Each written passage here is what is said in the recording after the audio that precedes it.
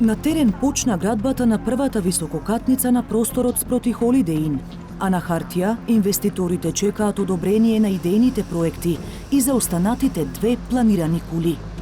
Новиот градоначалник на Центар тврди дека ќе се бара начин за стопирање на планот, но засега без конкретна стратегија. Ќе ги употребиме сите правни механизми се со цел да заштитиме што повеќе јавен простор. Дел од советниците во општината пак очекуваат итни решенија. Ова што почна може да го спаси сега општината, ако општината реши да ги врати назад комуналите и ако јавното обвинителство се произнесе со став. И додека кај Holiday Inn почна да се гради и покрај обидите да се запре планот, спорна е друга атрактивна локација во Центар. Кај Треска, инвеститорите чекаат амин за градба, а општината сака да ја намали површината на градбите со нов план преку архитектонско-урбанистичкиот конкурс. Дали битката против градежната експанзија во Скопје дефинитивно капитулира? Значи, ова е само доказ какви корени има корупцијата кај нас. Пораз на сите заложби за ставање на ред во урбанистичкото планирање. Вака дел од јавноста го оцени почетокот на изградбата на првата висококатница на просторот спроти Holiday Inn. Градењето тука почна минатата недела, откако после неколку години ветувања СДСМ не најде начин да ги измени спорните урбанистички планови, донесени во времето на ВМРО ДПМНЕ. Патот за градба се отвори по падот на мораториумот, донесен од општина Центар, со кој беа замрзнати сите нови градби, според деталните урбанистички планови, што отстапуваат од Генералниот урбанистички план за Скопје. Не успеа ниту обидите за нивна суспензија.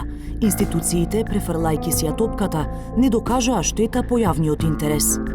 Не можеме да ги запреме старите планови, единствено со суспензија, која што може да заврши со штета. Јас морам тоа да го предупредам. Општина Центар има можност, сама доколку смета, да си донесе одлука каква што треба да донесе. А откако поранешниот градоначалник Богдановиќ сепак стави подпис на дозволата за градба на првата кула кај Holiday Inn, Жешкиот Костен сега е во раце на неговиот наследник. Ќе се состави советот, ќе слушаме предлози од страна на советниците и можности дали има начин како истата би се стопирала. Сега за сега, пошто е правосилна одлуката, има платено комунали и дозвола за градба, првата зграда законски може да се гради. Иако смета дека засега нема опција за стопирање на градбата, Герасимовски вели дека е отворен за предлози. Открива дека неодамна инвеститорите поднеле барање за одобрение на идејните проекти за останатите 2 кули, но уверува дека нема да даде виза, се додека не се произнесе советот. Од советничката група Шанса за Центар, која е клуч за мнозинството во советот, сметаат дека веќе е изгубено драгоцено време. Мислам дека ова што се покажува дека се чекаше да поминат локалните избори мирно, а после тоа да се почне со градење е еден голем сигнал дека од старт се нема волја за поинаква политика во решавање на овој урбанистички хаос што го живееме. Според Белчева, досега требаше да се стопира изградбата на првата зграда кај Holiday Inn и да се донесе суспензија за останатите парцели, за кои стравува дека доколку инвеститорите ги окрупнат, ќе се отвори простор за нови градби. Му забележува на новиот градоначалник што не реагирал. Неговите можности беа да се запре додека обвинителството не даде клучен наод за тоа и да побара од обвинителството овој проект да биде со времена мерка запран за реализација додека не се доиспитаат сите наоди од кривичната пријава, а второ, мислам дека требаше ние со ребалансот на буџетот да видиме дали има доволно средства во буџетот за да се вратат уплатените комунали и да не дојде до реализација. Тоа не се случи. Герасимовски пак смета дека враќањето на комуналиите не оди тукутака, бидејќи може да се предизвика и дополнителна штета врз буџетот. Едно се желбите, а друго законите, вели тој и очекува помош и од другите институции. Доколку се одлучи да се стопира и да се врати во правобитна состојба, ние тоа ќе го направиме во најбрз можен рок. Кој треба да одлучи? Доколку јавното обвинителство најде било какви забелешки во делот на купопродажба, во делот на доставување на самата дозвола или све останато, Јас сум тука да тоа во најбрз можен рок го спроведам. Очекувањата од обвинителството за кои говори Герасимовски се темелат на иницијативата што ја поднесе антикорупцијската комисија пред повеќе од половина година. Основата беа неправилностите во носењето на дупот за Holiday Inn, кој одстапува од параметрите на генералниот план за Скопје. Бидејќи станува збор за многу комплексно прашање, затоа ја упативме иницијативата до јавното обвинителство, очекувајќи дека тие ќе завршат својата работа од аспект на својата надлежност и ќе донесат една времена мерка која што ќе трае се до оној момент додека се расчисти целосно ситуацијата како треба. Тоа би било најбезболно и тоа да биде час поскоро донесена, додека не настанале други материјални вложувања на местото, заради тоа што кој ќе го плаќа после тоа рушење тамо, ако дојде ред до тоа? Кој ќе го плаќа тоа? Пак треба граѓаните. Но предметот е се уште во предистражна постапка. Така е велат од обвинителството, затоа што се работи за обемен материјал и период кој опфаќа мандати на двајца градоначалници. Додаваат дека сослушуваат сведоци и чекаат информации од МВР, кое во 2 наврати барало продолжување на роковите за прибирање докази поради структурни промени во надлежната единица. Сепак, антикорупционерите сметаат дека постапката се одолговлекува без потреба. Сето тоа е сублимирано во една папка. По пола страна на ден да чита, ќе ја прочитаа папкава, како да речам, 7 месеци по 30, то се 210 дена. Ова што се случува сега со јавното обвинителство, што 7 месеци не може да излезе со свој став по нашето прашање, да ви кажам, веќе фрла сомнеш за нивното непристрасно работење, заради тоа што и претходно сме имале други случаи каде што јавното обвинителство и многу побрзо реагирало. Антикорупцијската комисија и обвинителството не се согласуваат и за прашањето за стопирање на градбата. Во конкретниот случај нема основа за такво нешто, ниту во Законот за кривична постапка, ниту во Кривичниот законник, тврдат од истражниот орган.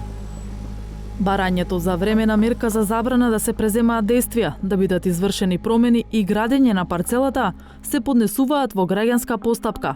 Па во таа насока ве упатуваме одговорот да го побарате од Државното правообранителство како надлежна институција за постапување во постапки за денационализација на државно земјиште, а кои се однесуваат на оваа градежна парцела. Од Државното правобранителство ни одговорија дека имало граѓанска постапка во која се барало стопирање на изградбата. Ја воделе физички лица кои полагаат право на делови од парцелата пред нејзината денационализација. Тужбата до Граѓанскиот суд во Скопје ја поднеле на 4 мај 2021 година. Барањето за привремено стопирање на градбата било одбиено, прво од Основниот, а на 7 октомври годинава и од Апелацискиот суд. Така, велат од Државното правобранителство, судбината на случајот е во рацете на Општина Центар. Издавање на одобрение за градење, вклучително и за оваа градежна парцела, е во исклучива надлежност на Општина Центар, вклучително и евентуално негова измена или поништување. Додека за просторот кај Holiday Inn се чини известна победата на интересот да се градат нови и големи згради во центарот на Скопје, како се уште да има надежи дека просторот кај поранешната фабрика Треска ќе биде урбанизиран со помалку бетон и повеќе зеленило. И тука приказната е слична.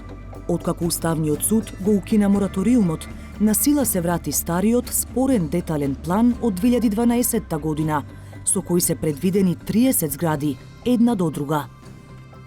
Во обид да го смени планот и на него да има повеќе јавен простор на сметка на стамбените објекти, Општината летово спроведе јавен конкурс на кој пристигнаат 3 труда, кои просторот го третираат поинаку. Ова овдека е таа јавна содржина која е предвидена и која се пара во конкурсот. Наместо 30 згради, со новите решенија треба да се најде простори за јавни содржини, градинка, зеленило. Сите парцели имаат дел собственост на РМ, така да по мене би требало пред се да тој јавен интерес се заштити, да се направи прераспределба која ќе ја пружи едно солидно решение, нормално уз почитување на сите интереси и на тој начин да се оствари можност овој комплекс да има доволно голем простор за јавни содржини. Она што треба да следува е врз основа на конкурсните трудови да се направи нов урбанистички план за оваа локација. А за тоа ќе треба компромис со инвеститорите. Се мисли дека интересот, приватниот интерес ќе биде загрозен. Не сум сигурен во тоа и не мислам така. Мислам дека приватниот интерес може со едно добро решение, квалитетно решение, атрактивно решение, со доста јавен простор, да биде уште поатрактивно за идните купци и дека тоа ќе биде една солидна компензација у однос на тоа ако се изгуби некој квадрат. Но дел од инвеститорите одамна најавија тужби, доколку не им се дозволи да градат по стариот план, бранејќи се со веќе стекнато право. Како ќе постапат сега, не сакаат да коментираат. Во меѓувреме, и тие чекаат одобрение за градба, но и одговор на барањата за доокрупнување на парцелите. Градоначалникот Герасимовски сепак се надева на компромис. Најавува дека ќе ги повика на состанок сопствениците на парцелите и ќе им ги презентира конкурсните решенија, со цел да се најде заеднички јазик, каде и што да се гради. Кој гарантира дека во тој процес, додека се бара компромис, повторно нема да надвладеат приватните интереси? И да се направи план кој што ќе се разликува од овие конкурсни решенија? Целосно никој не може да ни гарантира. Бараме начин, бараме правни механизми да направиме што подобро и заштитиме што повеќе јавен простор. Ако законот не притиска, ќе мораме да одлучуваме поинаку. А доколку нема брза акција за измени и носење нов план, пред да се издадат дозволи за градба, прашање на време е кога кај треска ќе никне првата од 30-те планирани згради.